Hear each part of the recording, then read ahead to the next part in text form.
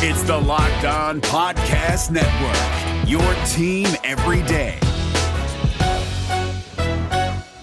So hype right now. Anything's possible. Oh, my mama. Oh, my lady, ma. Anything's possible. Yeah. Rain and Jay's back with the vengeance. All the real Celtics fans in attendance. This the truth like 34.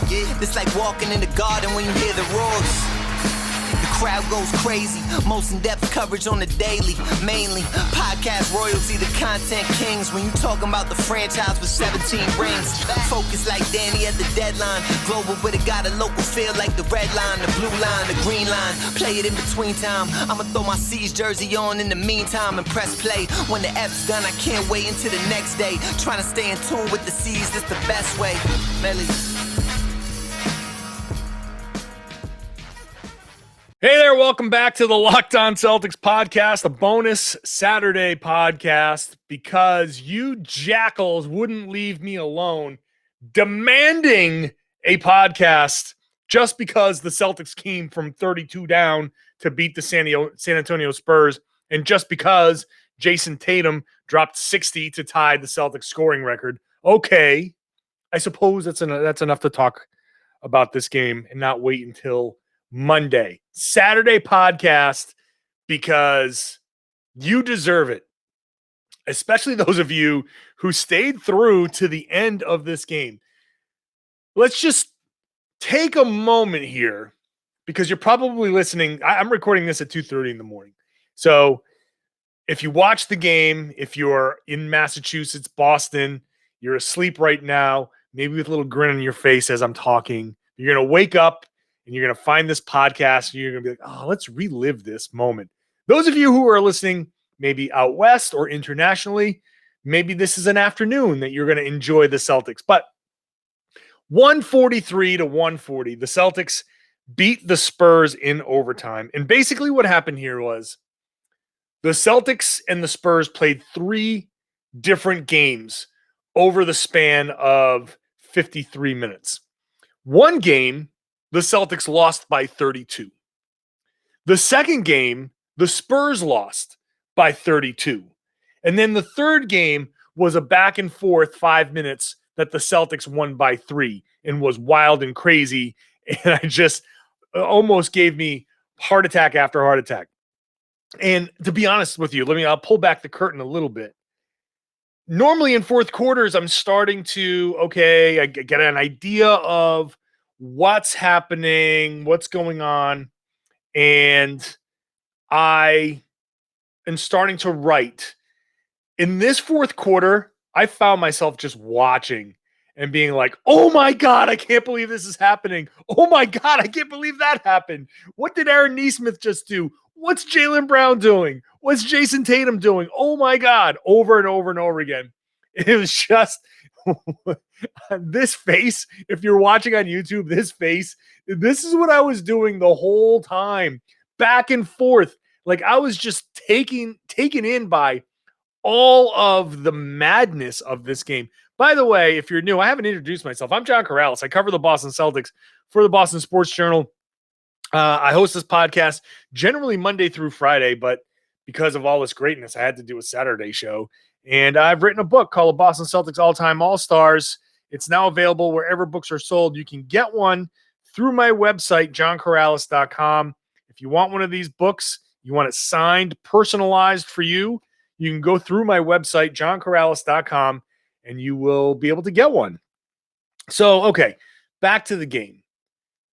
I feel like I need to start at the beginning so we can properly appreciate what happened in this game. The beginning of this game was so god-awful, gross, just absolutely terrible. The Celtics came out. Now, Jayson Tatum was the only one who had anything going on in this game. Like, for a while, it looked like he literally was going to be the only guy scoring in the first quarter. You go through the Celtics' first quarter scoring. Jayson Tatum, 14 points. Tristan Thompson, 2 points. And that's it. Literally, that's it. They were down 23 points. They were down 39-16, and 14 of those were scored by Jayson Tatum. And the second quarter was a little bit more balanced, but Jayson Tatum scored 10 in the second quarter too, and no one else scored more than 4. Tatum is the only one. My bad. Grant Williams had 8 points in the second quarter. So he and Tatum, in this historic game, the one quarter that anybody nearly matched Tatum, it was Grant Williams. But so the first half numbers were outrageous. And the second quarter, the Spurs didn't miss. There was a 5-minute stretch, a literal 5-minute gameplay stretch where the San Antonio Spurs didn't miss a shot in the second quarter. Like, I was watching the game, and it's like, what are they shooting?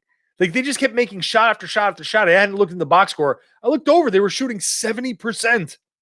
They shot 71% in the second quarter, 15 of 21. In the first half, overall, they shot 71.4%, 30 for 42. Celtics shot 34.8% in the first half. Tatum drops 24 in the first half. No one else scores more than 8. That's the Grant Williams. Jaylen Brown's off to a bad start, 1 of 8. The Celtics walk off at the half to boos. And now the TD Garden is only at 12.5% capacity, but the boos sounded loud. They were loud. To the point where after the game, Brad Stevens said that his daughter, who was at the game, she left. She bounced. She's like, I don't have to deal with this. I'm not watching this crap. The Celtics were down 29 at halftime. It felt over. It felt done. And then they come out in the third quarter, and to start the third quarter, like, we forget, the third quarter started out pretty gross too. I thought the third quarter was going to be maybe part of a turnaround, but it started out pretty bad, and the lead grew to 32. But now, in the first half, the Celtics were playing their usual crappy defense. They were letting the ball get by them. They were getting beat off the dribble a ton. The Spurs got a ton of layups. They got into the paint at will. And basically anything that they wanted to get, they got. The Celtics were met with resistance at the rim. They settled for jumpers. They were trying to shoot over the top of a wall. It wasn't great. And what we saw in that first half was, and Brad Stevens said afterwards, I was pissed. He said, to be candid, I was pissed off. And, he walks into the locker room and he tells his guys, I've never walked in here and been booed and not deserved it. And the Celtics totally deserved it. It was the same old crap. They would miss shots, and they would let it affect them on the other end. Now, they're not the only team in the world that does that, but they are certainly very guilty of that all the time in games like this where they absolutely freaking suck. And that first half was some of the worst basketball we've seen all year. And you start to wonder, like, geez, what do we ask these guys after this? Like, hey, you're supposed to win, and this was a big game, but you didn't. Why did you suck today? But in the second half, a few things happened. The Celtics started to move and play with more purpose. They actually started to execute. And as Brad Stevens likes to say, it's hard to play with a huge lead like that because there's a tendency to relax. And when you relax just enough, you let the other team feel a little bit of life. That could be enough to turn things around. And that's part of what happened. But also another thing that happened is, the Spurs came back to life a little bit. the Celtics made things very comfortable for the Spurs in the first half, for sure. But teams don't shoot 70%. So there was always going to be some level of regression to the mean for the San Antonio Spurs. But in the second half, they shot 34%. Meanwhile, the Celtics shot almost 56%. And not only that, the Celtics took 11 more shots in the second half. 11 more shots because they were forcing some turnovers. They were running off of the misses.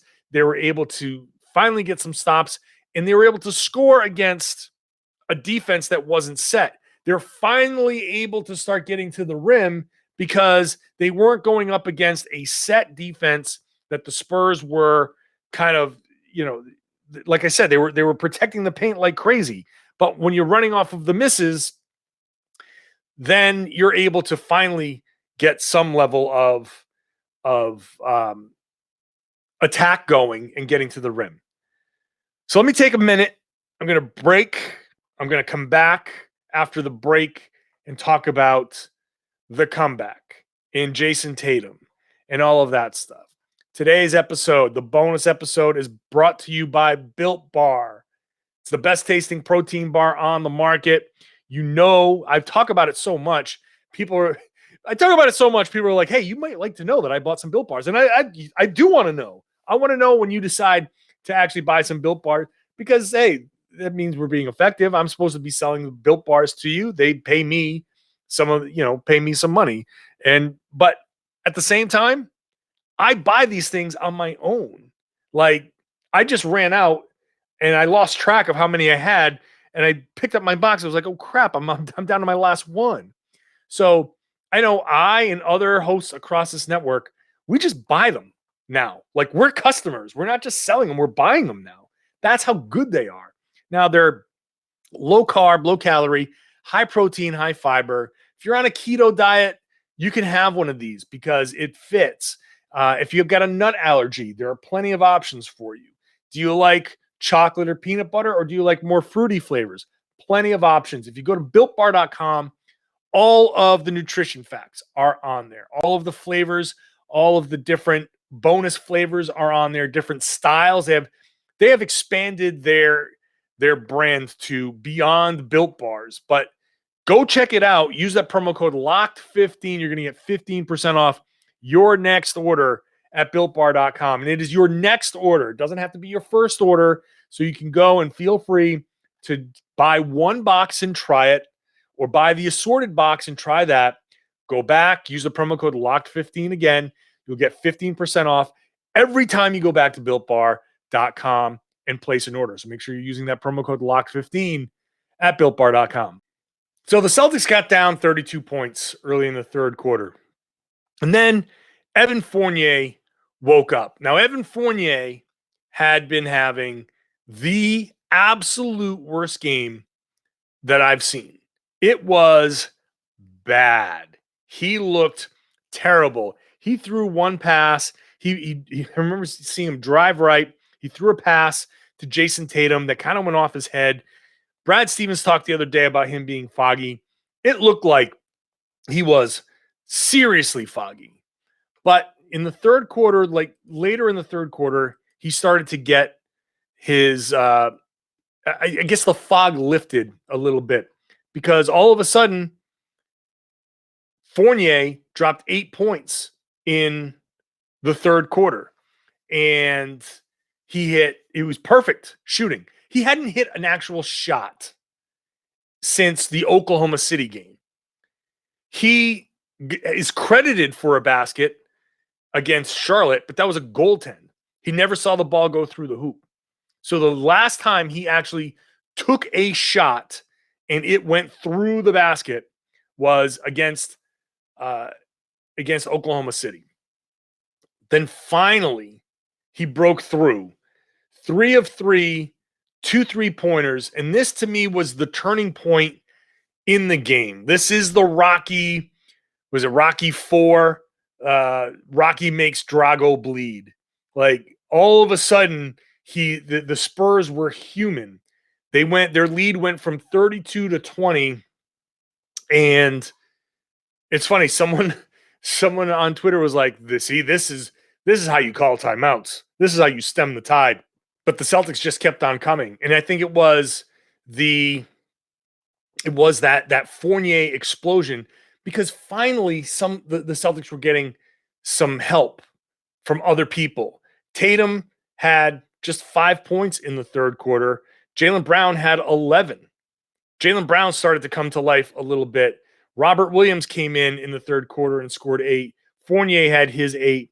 Aaron Nesmith started to come alive and had 5 off the bench. Aaron Nesmith started making plays. Now, all of a sudden, the comeback's starting to happen. The Spurs are on their heels a little bit. They're running back into transition, and they're giving up shots at the rim. They're giving up drive and kick threes. All of a sudden, because they're not setting their defense, they're starting to feel the heat. And like I said earlier, Brad Stevens always says you get very uncomfortable with an early lead that's that big. As a coach, you get uncomfortable because you know your guys are going to let up. You know that's absolutely going to happen. You get up by 32 in the third quarter against a team that looks so horrible, lethargic. You do not expect them to suddenly wake up. But the third quarter, other guys are contributing. So of the 42 points that the Celtics put up in the third quarter, only 5 come from Tatum now. And 37, first of all, how not confident was I in that math? Just 42 minus 5. I was like, wait a minute, is that right? 37 points scored by not Jayson Tatum on a night where he scored 60 in that third quarter. This is pivotal because they outscore the Spurs by 16 in this quarter. And now you go into the fourth quarter and it's a game. Now the Spurs are reeling. And now it's time for Jayson Tatum to take over. And Jayson Tatum is on one in this game. A totally special kind of performance. He is attacking. He gets into the post. And one thing that I noticed in this game is that he is starting to now develop in the post a kind of rip move. So it's not like the face up, guy sticks his arm out, and you rip through and you draw the foul, and that's always a foul that's on the floor. What Tatum is doing is he's in the post, he's backing the guy down, he spins, and as he spins, his arms go out. This is like James Harden on the drive. Now, I don't really always enjoy watching James Harden go hunting for fouls, but this is the NBA, and this is how it has to be. Tatum got into the post against smaller guys. He makes his spin move. He turns, he sticks his arm out, and then he rips up, through and up, and he goes to try to lay it in. Sometimes he gets an and one, but it's almost always called a foul because the player is trying to defend and his arms are out. And as Tatum rips through, he's just kind of going through the guy's body and through the guy's hands. This is the playing through contact that I keep talking about. This type of stuff is playing through contact. And after the game, I had some people try to bust my balls on Twitter because they said, didn't you write that piece about Tatum ISOing and he shouldn't ISO and isolation for the win? Like, this isn't the same thing. This isn't the same stuff. When we watch this game is not Tatum ISO going like taking one guy, surveying the land, taking 2 dribbles and shooting a fadeaway. This was Tatum being decisive. And yeah, there were definitely times where he isolated and saw an advantage and he took it. That's great. I never said don't isolate. I'm just saying be more selective about it. And just like anything else, if you're on a heater, go for it. If it's working, go for it. But Tatum in this game, when he was in his takeover mode, was just phenomenal. Just out of control, phenomenal. Getting to the line, hitting everything. The fourth quarter numbers, 7 of 12, 3 of 3 from 3, 4 of 5 from the line, 3 rebounds, 2 assists. Then you get into overtime. Another 2 of 3, 6 of 6 from the line. Overtime, let me back up. The fourth quarter, Aaron Nesmith was huge, making plays. I have to shout out Aaron Nesmith for the effort plays, diving on the floor, there was a point where he got that jump ball, and I forget what it was. I think it was the fourth quarter. And he I look down, and I'm up on the 9th floor at the Garden, and I look down, and I see people diving, and it looked like the NFL, like a fumble recovery. And I turned to Suichi Torado, who's covering the Celtics for Mass Live, got my old job. And I said, who's underneath that whole thing? Is that Nesmith? And he's like, I think so. And you pull like guys off of the pile, and there he is, Aaron Nesmith underneath. It's like, damn, man, that dude is crazy. He had just blown a layup. Then he makes this play. Then he wins the jump ball. Then I think Jaylen Brown missed a layup, and he comes in and cleans it up. Just Nesmith was so huge in this game. And I just want to make sure that he is not lost in this. Nesmith played all 5 minutes of the overtime. That's just, when did we expect that to happen? But obviously the overtime was Tatum time. He scored 10 of Boston's 15 points. But the best play, and this is just chef's kiss, beautiful.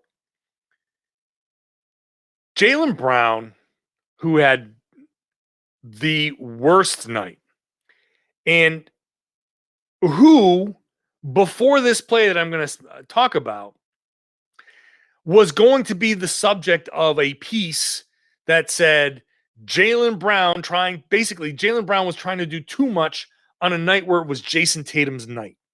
Like, there are nights, and there was a night recently where I forget how many points Jaylen scored, but Tatum was able to like back up and like, hey, you know what?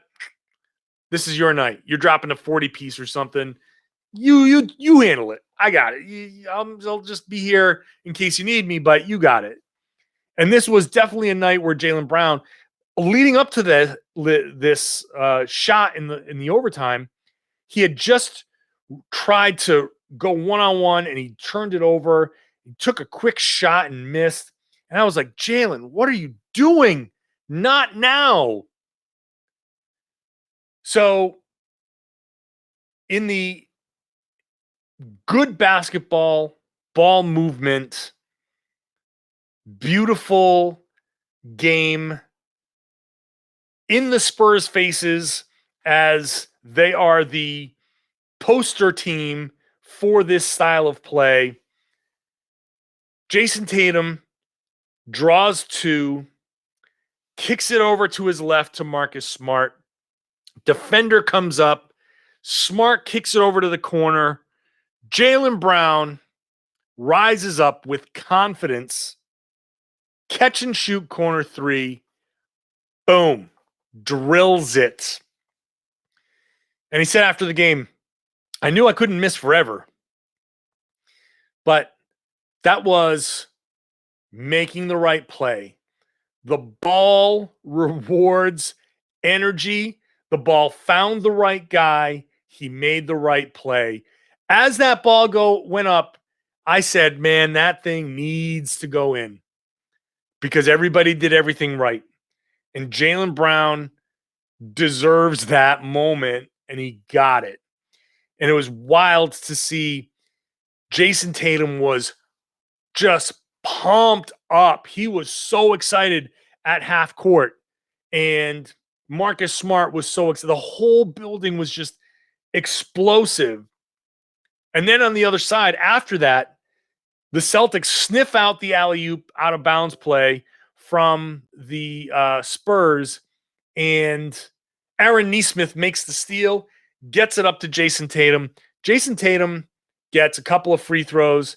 Then there was the out-of-bounds play at the end. We knew he had 58.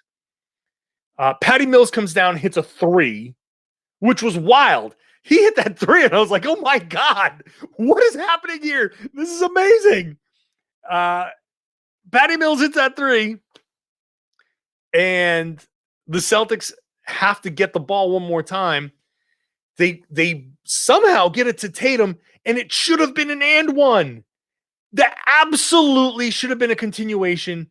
That's 1,000,000% the wrong call, and it doesn't matter in the grand scheme of things, but it matters because it should have been a good basket and one, which would have meant 60 points and a free throw to become the only player ever to score 61. Jayson Tatum tied Larry Bird for 60, the most a player has ever scored in a game. If that actual call, if that was a continuation in the and one, he would have gotten 61. But really it was important because that would have just iced the game as well. The Spurs weren't able to get a shot off. It ended up being a 3-point win that should have been an and one. The free throw not only would have gotten Tatum to 61 points, but it would have made it a 4-point game, and it just would have been over. So Tatum ends up matching Larry Bird. Tatum ends up saving this game. The Celtics bailed themselves out. And now, after Atlanta's loss, the Celtics are tied with the Hawks for the 5th seed, a game and a half behind New York for the 4th seed. They have an opportunity now. I said after the last podcast, just win. Find any way you can to win. And they did it. Now, would I like for it to be less stressful? Yeah. The Celtics actually missed a ton of layups, like a ton of layups. I thought that they were going to blow it because it was setting up for the classic Celtics, screw it up, come all the way back, test the tensile strength of your ability to come back from a deficit. Hey, let's 20-point deficit. Let's see if we can come back. 25. Let's push it to 32. Let's see. It's like trying to see how many pencils you can fit, like Abed and Troy in Community. How many pencils can you fit in the guy's mouth? Let's see how many we can do. I thought they were going to blow it. It was going to be a classic Celtics comeback, blow it by making mistakes, but they didn't. They didn't. You won. Congratulations. Don't ever do it this way again, please. But now you move on. Was it Portland on Sunday? Another tough game. Jayson Tatum just played 45 minutes. You would hope that he doesn't have to play 45 minutes all the time. But we'll see how Sunday goes. An amazing win, just an amazing experience. To be honest with you, by the end of that, like I said before, I was so distracted. By the end, I realized I had not written a single thing for my game story when the final buzzer sounded. Normally, I have the whole thing formatted, and I'm starting to write little bits of it so I can try to get it done. When that buzzer sounded, I had like nothing. I was like, oh, whoops. Better start writing there, son. So Luckily, the Celtics media availabilities take a while. I get to write in between, and it was fine, but it was so captivating on both sides. How do you go down 32? How do two teams in the same game give up a 32-point differential? The Celtics got down by 32, and then the Spurs got down by 32 for the Celtics to come back and tie it. How does that happen in the same game? I've never seen that before. That was fun. I can't wait to actually watch that again. This is a game I normally try to watch each game again so I can catch the things on the broadcast. If I'm at the game, especially, I miss things that are caught on the broadcast. So I'll always watch the game again. But this one, I might watch like 2-3 times again just to fully appreciate. I want to sit through this game and just enjoy the ups and downs. This is like a movie now for me. I can't wait to see this thing again and be like, oh, wow, man, I didn't realize this part of the movie the first time around. And then, go through my analysis and all that stuff, obviously. But this one is worth watching. This is a classic. I'm sure Spurs fans don't want to watch it again, but Celtics fans do. All right, I'm going to wrap it up, man. I've been talking for a while. Jeez. I guess I really wanted to do a bonus podcast, and I'm glad I was able to do one after this wild game. Jayson Tatum, 60 points. So much more in this game that as I go back and watch it again, and I'm sure I'm going to be like, oh, God, I can't believe I didn't mention this. So I might revisit some of this on the Monday podcast after the Sunday night game. So, of course, if you're new, subscribe to the podcast, please. Wherever you get your podcast, get it directly to your device. If you're watching on YouTube, just launched the YouTube channel. So subscribe to that. Give it a rating. Give it a review.